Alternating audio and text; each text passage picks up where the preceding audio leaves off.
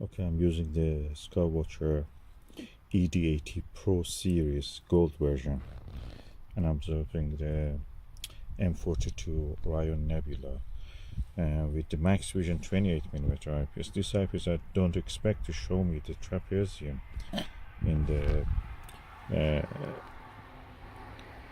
Orion Nebula, but it actually shows it, M42 trapezium. You can see it split in four, or at least three of them. You can see easily. This is a very low magnification, and also this telescope has a very lower f number than, for example, this SCT, and yet you can see with this a lot of details actually in the Orion Nebula and surrounding star clusters, and yet I can see a lot.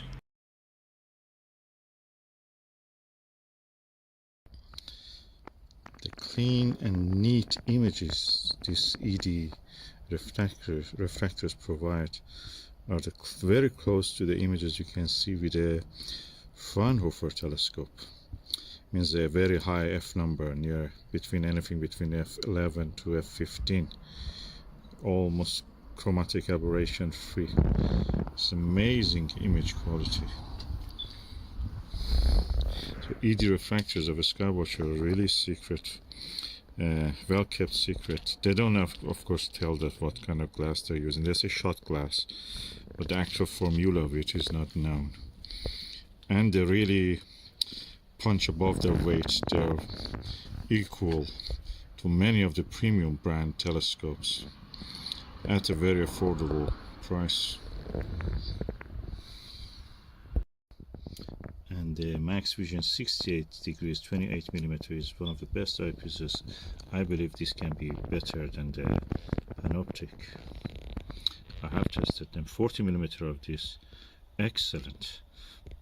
In my opinion, is better than the Panoptic 41mm of the Teleview, and also 35mm of this 68 degrees is better than Panoptic 35mm. Sorry, 34mm of Maxvision. Okay, I'm using now the APM HDC 20mm 100 degree eyepiece. The sharpness of the view is amazing. Of course, when you compare it to the Maxvision 28mm, you have a higher magnification, and that is reflected in the visibility of the trapezium. 4 stars easy. There are tight grouping in this view yet, but you see a lot more darker background of sky. Also at the same time, the nebulosity is also increased, and you can see the pattern of the nebula, the way that it looks like photographs, almost as if some very slight tinge of the red or pink, I should say, visible. And that's really amazing. That's really good. I didn't expect it to see this. I can see it now. Really good.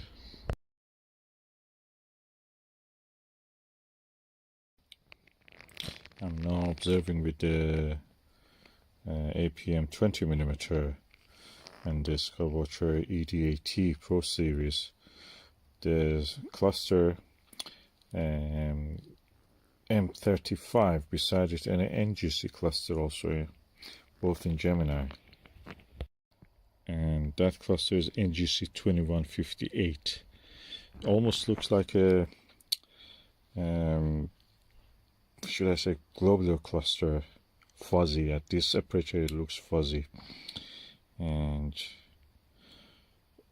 of course it maybe is an open cluster, but is so compact or so far away that we see it as a beautiful faint fuzzy beside the glitter of the diamonds of the M35.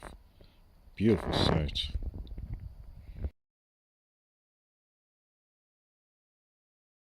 And with this telescope and eyepiece, I can see these strings of stars in the M35, very faint stars, and so delicate and beautiful.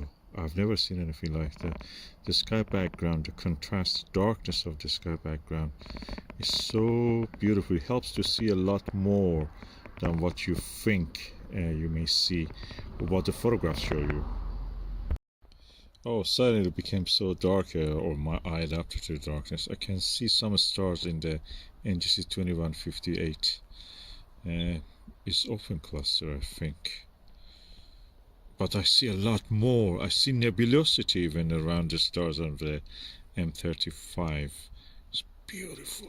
Strings of stars like pearl. This is like the classical descriptions of a Flammarion and all those ancient astronomers describing it. It's so beautiful.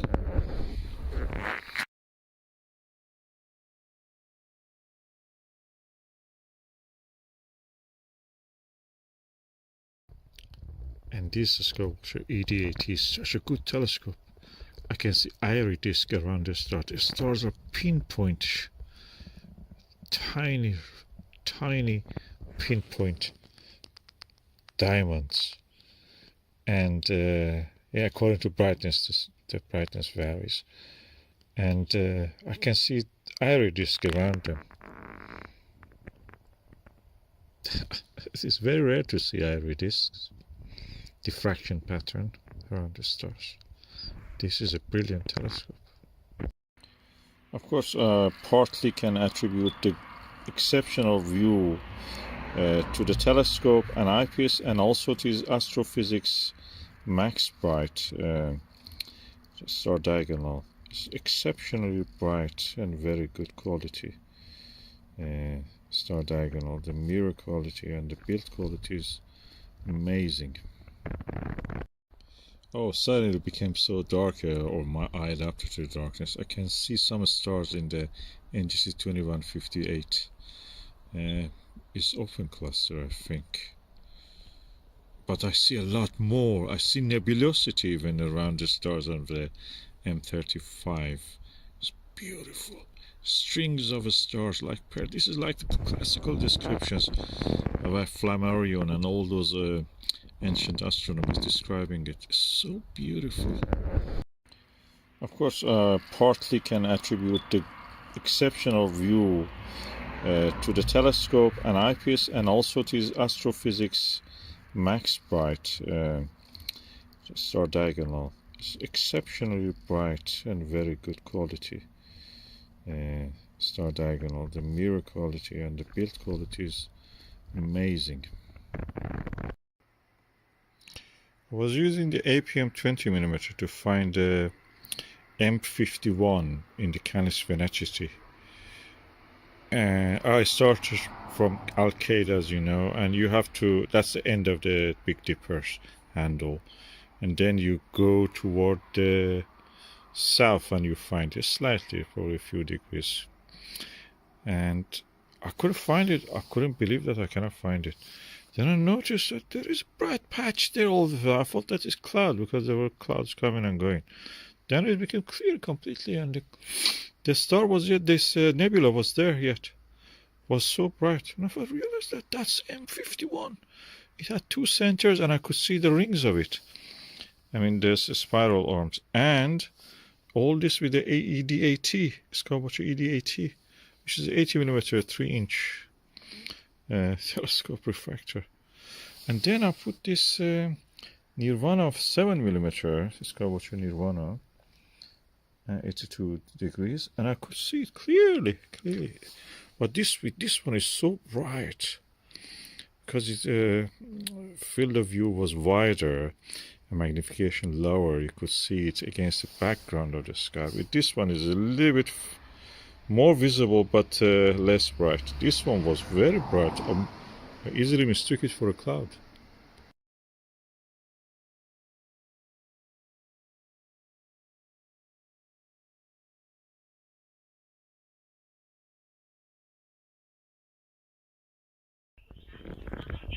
So this is the setting I used, the telescope and 3 eyepieces. And I just want to talk about this galaxy.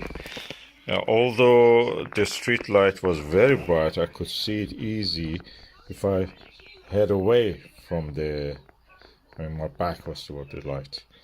So that is the NGC 5194, also known as the Whirlpool Galaxy or M51, and I could see the spiral pattern and the companion barely, and the spiral pattern was big, and it was so bright in this telescope I couldn't first believe that I found it.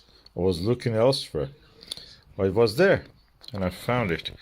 These charts are amazing, already are saving me, and especially this one, low power,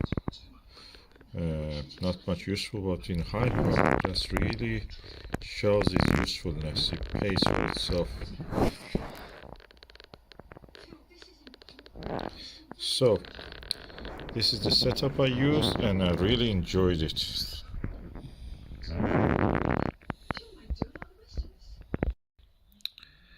It was a really joyful session, and I really enjoyed using this telescope. I think this Skywatcher ED80 punches well above its weight. I came in because it was cold, otherwise I just could stay and do a lot more. I could see easily the galaxies, and including the M51. I tried the low triplet. I think I saw it, but I was getting really cold, so I just came in. I didn't spend much time to really prove that what I've seen. But anyway, that's what I was able to do in the time that I had.